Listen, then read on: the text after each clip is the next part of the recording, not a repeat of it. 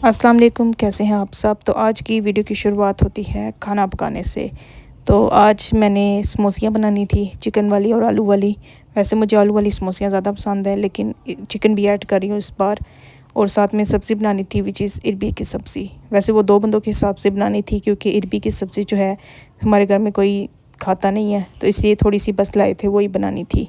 मुझे ये काम ज़्यादा टफ़ लगता है कि साथ साथ काट के साथ साथ चीज़ें बनाना, तो इस तरह ना थोड़ी सी मुझे लगता है मैस ज़्यादा क्रिएट हो जाता है। तो मेरा फेवरेट तरीका यही है कि सारी चीज़ें पहले साफ़ करना, मतलब उनके छिलके उतार लेना, और अगर कोई गंदा पीस है, कीड़ा लगा हुआ है, या वो उतार के बस साफ़ कर लेना, फिर धो के फिर एक साथ ही ईज़ी हो के पकाना। तो ये मेरा फेवरेट मेथड है। इससे पहले मैंने एक लॉन्ग व्लॉग अपलोड किया है, जिसमें मैंने आपको मतलब मैंने ये स्टोरी बताई थी कि मैंने जॉब अपनी क्यों छोड़ी और सारे रीज़न्स बताए थे। तो आप लोगों ने अगर वो व्लॉग नहीं देखा और आप देखना चाहते हैं, तो मेरे चैनल पे अवेलेबल है अभी भी। इसके साथ ये है कि अगर आप कोई अपनी अच्छी रेसिपी शेयर करना चाहते हैं, जो आपको लगता है कि वो बहुत ही ज़्यादा टेस्टी बनती है, तो वो शेयर कर सकते हैं मेरे साथ। अगर इस वीडियो में हम समोसे की बात करें, तो समोसों की शेयर कर दें। वैसे आप कोई भी रेसिपी शेयर कर सकते हैं, नो इशू। कुकिंग करना वैसे मुझे पसंद है, और जब मेरा मूड बहुत अच्छा हो ना, तो कुकिंग करने का मज़ा ही अपना है। तो ये बेसिकली एक अच्छी हॉबी है। और बेसिकली मुझे ना नई नई रेसिपीज़ ट्राई करने का शौक़ है। बहुत ज़्यादा एक्सट्रीम लेवल की नहीं, वो जो इजी हों और जिनके इंग्रेडिएंट्स भी अवेलेबल हों। लेकिन मोस्टली रेसिपी में मेरे पास एग्जैक्ट चीज़ें अवेलेबल नहीं होती, क्योंकि मुझे लगता है जो असली रेसिपीज़ हैं ना, वो बहुत ज़्यादा लोडेड हैं। यानी कि वो ऐसे ऐसे इंग्रेडिएंट है जो कभी नहीं भी अवेलेबल होते, और कभी अगर बंदा उनको लेना भी चाहे तो एक्सपेंसिव होते हैं। तो बेसिकली मैं रिप्लेस कर लेती हूँ, या स्किप कर देती हूँ, कोई बात नहीं। और खाने में जो है मुझे वेरिएशन पसंद है। वेरिएशन का इधर मतलब ये है कि यानी कि अगर एक टाइम आप सब्ज़ी खा रहे हैं, तो नेक्स्ट टाइम दाल हो जाए, उससे नेक्स्ट टाइम चिकन हो जाए। और भी वैसे देसी काफ़ी रेसिपीज़ हैं, जैसे चाट हो गई और दही बड़े हो गए, और फिर बाहर की चीज़ें जैसे कि पिज़्ज़ा, बर्गर। तो इस तरह ज़रा टेस्ट मुझे लगता है ज़रा बैलेंस रहता है। वैसे अपनी अपनी पसंद होती है खाने में सबकी। अदरक लहसुन का तो इस्तेमाल होता है किचन में, और मुझे किचन में वैसे मुझे कुकिंग का शौक़ है।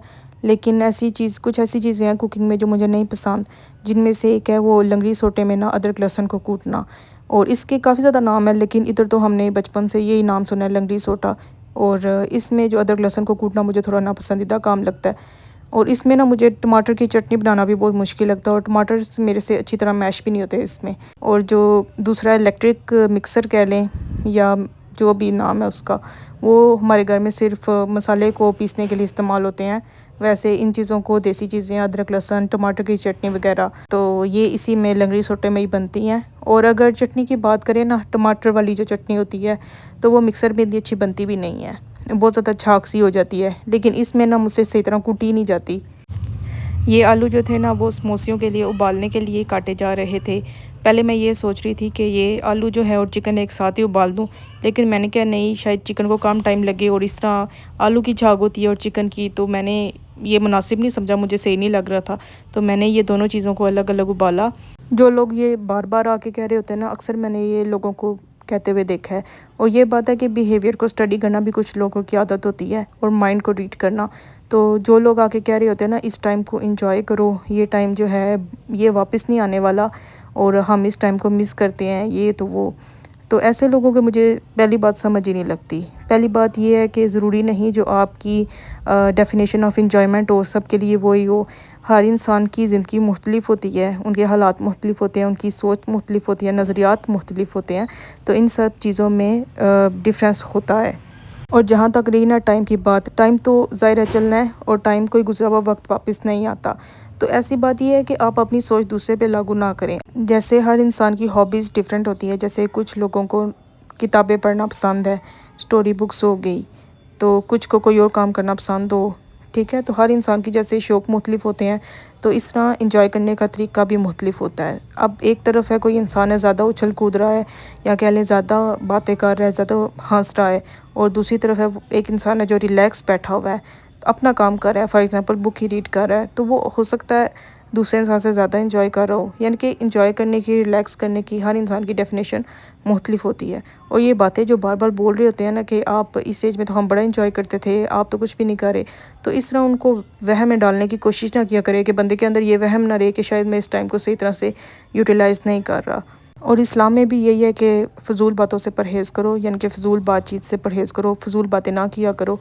और बेसिकली कोई भी टाइम बिल्कुल एग्जैक्ट नहीं होता, सही तरह से नहीं होता। बज़ाहिर हमें दूसरों की ज़िंदगी लग रही होती है कि ये बहुत अच्छी ज़िंदगी है, यानी कि क्योंकि बहुत सारी चीज़ें पर्दे के पीछे छुपी होती हैं।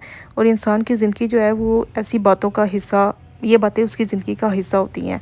और हम कहते हैं बचपन बहुत अच्छा है। बचपन इसलिए हमें बहुत अच्छा लगता है क्योंकि उस वक़्त हमें की चीज़ों की समझ नहीं होती, हमारा माइंड इतना स्ट्रॉन्ग नहीं होता कि हमें किसी की कही बात सही तरह से समझ आ जाए, या किसी इंसान की नज़र हम पढ़ लें कि हमें किस तरह से कोई जज कर रहा है। क्योंकि उस वक्त ज़िंदगी के उतार चढ़ाव जो हैं उनकी इंसान को समझ नहीं होती, और बचपन में सोचने समझने की सलाहियत एक हद तक होती है।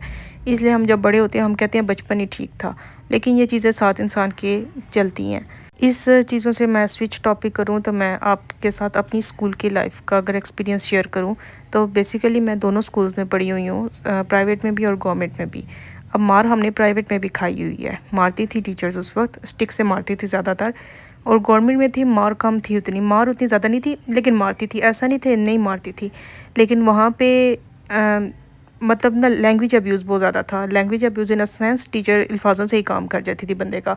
अब इस जो स्कूल वाली स्टोरी है ना, इसका मैं आपको बताती हूँ कि हमारी एक टीचर थी जो हमें ना साइंस पढ़ाती थी।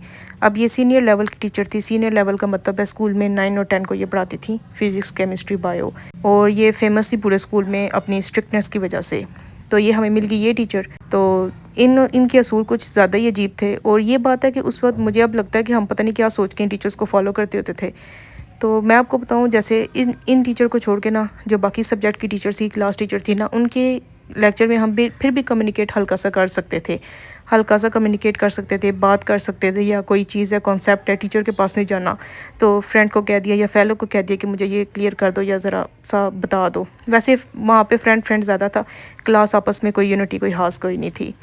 तो इस टीचर के असूल के मुताबिक जी आपने ना बिल्कुल रोबोट बन के रहना है, बिल्कुल रोबोट बन के रहना है। तो इन टीचर के लेक्चर से पहले ना हर सारी क्लास बिल्कुल स्ट्रेट बैठ जाती थी एक रोबोट की तरह, क्योंकि हमारे जो थे ना बच्चियों वाले जहन थे। और इस टीचर ने ना अपनी अल्फाजों से अपनी पर्सनैलिटी, यानी कि एक दमदार ज़ोरदार पर्सनैलिटी नहीं, उस टाइप की पर्सनैलिटी और चीख के बोलना पूरी क्लास में, उसी वजह से ना क्लास में एक दहशत का माहौल फैला हुआ था।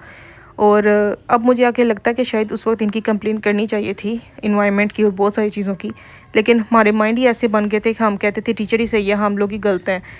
तो आपने ना उनकी लेक्चर से पहले ना बिल्कुल रोबोट होके बैठ जाना है, बिल्कुल रोबोट, आपने हिलना ही नहीं है किस्म का।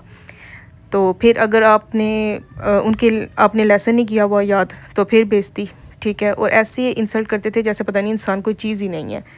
और उनका सबसे जो चवल रूल था ना, सबसे चवल रूल, सबसे बुरा रूल, वो ये था कि आप ना स्कूल में उनका काम नहीं कर सकते।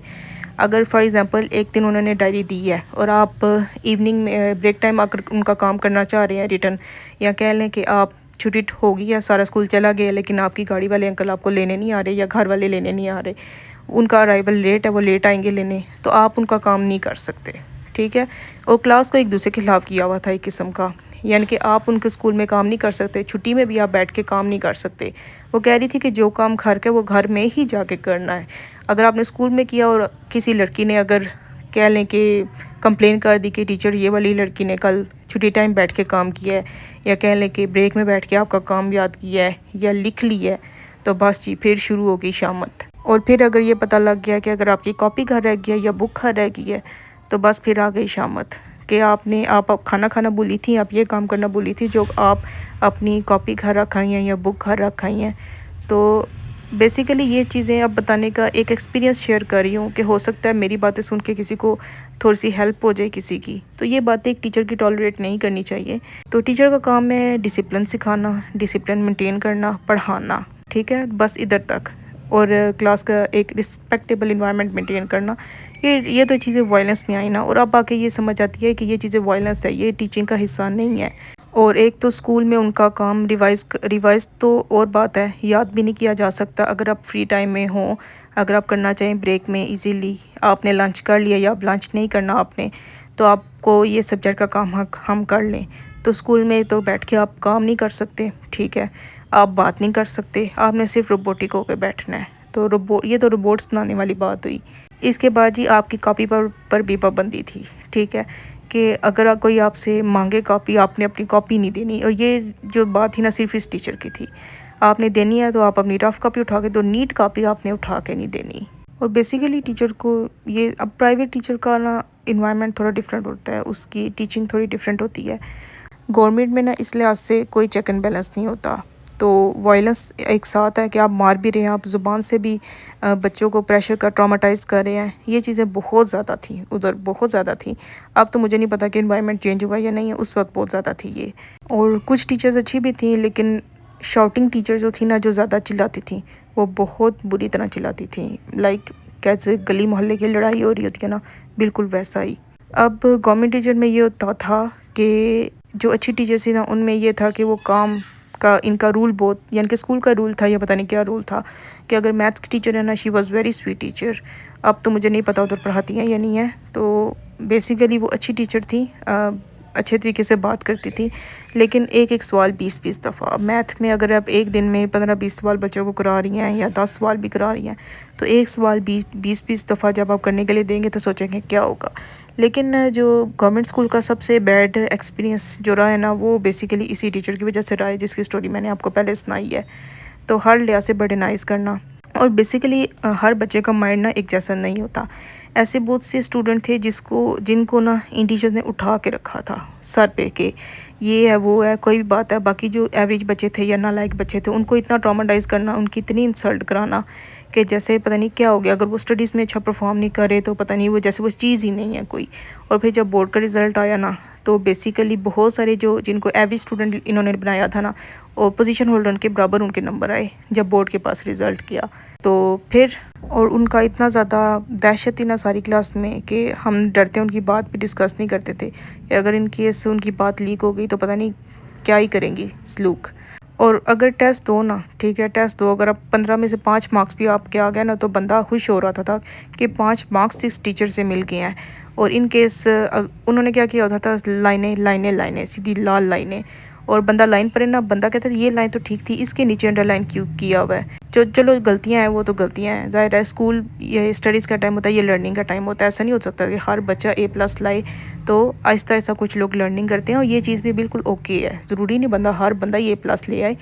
तो अगर आप बंदा सोच रहा होता था ना कि ये इस का लाइन क्यों लगी हुई है, ये सेंटेंस तो ठीक है, और बंदे ने पूछ लिया टीचर ये जो है किसी तरीके से, तरीका होता नहीं पूछने का, तो बस फिर चपेड़ों की बरसात शुरू। तो आगे से मारना शुरू कर देती थी कि आपकी इतनी औकात, आपने टीचर की चेकिंग पे सवाल उठाया है, ये है वो है। तो मुझे लगता है कि ऐसे टीचर्स को ना पढ़ाने का हक़ ही नहीं है। अगर आपको ये नहीं पता कि एक बच्चे को मैंने डील कैसे करना है, एक बच्चे को नहीं बल्कि हर एक क्लास में जो डिफरेंट माइंड का बच्चा है, ये कुछ की ग्रोथ स्लो है, कुछ आसानी से पिक कर लेते हैं, कुछ थोड़ा टाइम लेते हैं, या कुछ उतना एफिशिएंटली सुना नहीं पाते, एफिशिएंटली कुछ लिख नहीं पाते, या कुछ कॉन्फिडेंट नहीं है इतने कि वो कॉन्फिडेंटली वो चीज़ पूरी क्लास के सामने बोल पाएँ, या लेसन से रिलेटेड। ठीक है, तो आपको नॉलेज होना चाहिए कि कैसे मैंने उनको चलाना है। तो फिर उसके बाद जो कहते हैं ना, वो ताने मारती थी कि तुम लोग हमारे स्कूल का नाम डुबोगी, मेरा रिज़ल्ट डुबोगी, मेरा तो इतना नाम है कि इसका टीचर का रिज़ल्ट अच्छा आता है, तुम लोग तो कब करी कि नहीं हो, ये है तो वो है। तो उन टीचर्स ने बहुत ज़्यादा ट्रॉमेटिक इन्वायरमेंट पूरी क्लास का बनाया हुआ था। तो बेसिकली ऐसे ये चीज़ भी एक एक्सपीरियंस थी। और बेसिकली जब अपनी इंसल्ट होती थी तब भी बुरा लगता था, और जब किसी और की इंसल्ट होती थी ना क्लास में, तो तब भी बुरा लगता था। और अब आके समझ आती है, उस वक्त भी एक इतना ज़्यादा अक्ल नहीं थी उस वक्त, लेकिन अब आके पता लगता है वो बेसिकली टीचर्स, वो वाली टीचर और भी कुछ टीचर्स हैं, बहुत सारी बातों पे गलत थे। और ये बस एक एक्सपीरियंस था, एक स्टोरी की तरह मैंने आपसे ये चीज़ शेयर की है। एक्चुअली इस वीडियो में मैंने काफ़ी पहलुओं पे बात की है, तो इससे हमें ये सबक मिलता है कि खामोश मिजाजी का मतलब जो है वो बद-ए-अखलाकी नहीं होता। कुछ लोगों को अच्छा नहीं लगता ज़्यादा बोलना, और ये चीज़ टोटली ओके है। ज़रूरी नहीं आप ज़्यादा बोलें, और इस्लाम ने भी ज़्यादा फजूल बोलने से मना किया है। तो दूसरों को फोर्स भी ना किया करें कि वो ओवर हों बहुत ज़्यादा और उछले कूदें। तो हर इंसान का अपना मिजाज होता है। साइंस वाली टीचर की ना मैं आपको एक और बात बताती हूँ। फॉर एग्ज़ाम्पल, इनकी क्लास से पहले जितनी भी क्लासेस हैं, उसमें कोई जो टीचर है वो एब्सेंट है, और उसकी जगह जस्ट मॉनिटर खड़ी है, या कोई रिप्लेसमेंट टीचर आई है, वो भी कोई काम नहीं करा रही, बस आके बैठ के ही है। तो ऐसे में फ़िज़ूल बैठने से बेहतर है कि बंदा कहता है कि मैं साइंस का रिवाइज़ कर लूँ, अच्छे तरीके से सुना लूँ। और उस रिवीजन की वजह से अगर कोई चुगली लगा दे या कह ले शिकायत कर दे कि टीचर आपका ये काम इसने इस लेक्चर में रिवाइज़ किया था, तो इस बात पे भी बेइज्जती होती थी कि आपने मेरी सब्जेक्ट की बुक है वो किसी और क्लास में क्यों खोली, जबकि टीचर भी मौजूद नहीं है, सिर्फ मॉनिटर खड़ी है या सिर्फ रिप्लेसमेंट टीचर बैठी है जो कोई काम नहीं करा रही।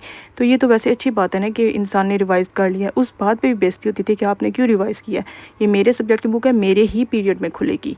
तो रिवीजन पे भी बेइज्जती होती थी। चलें जी, इस वीडियो में इतनी ही स्टोरी कवर हो सकी है।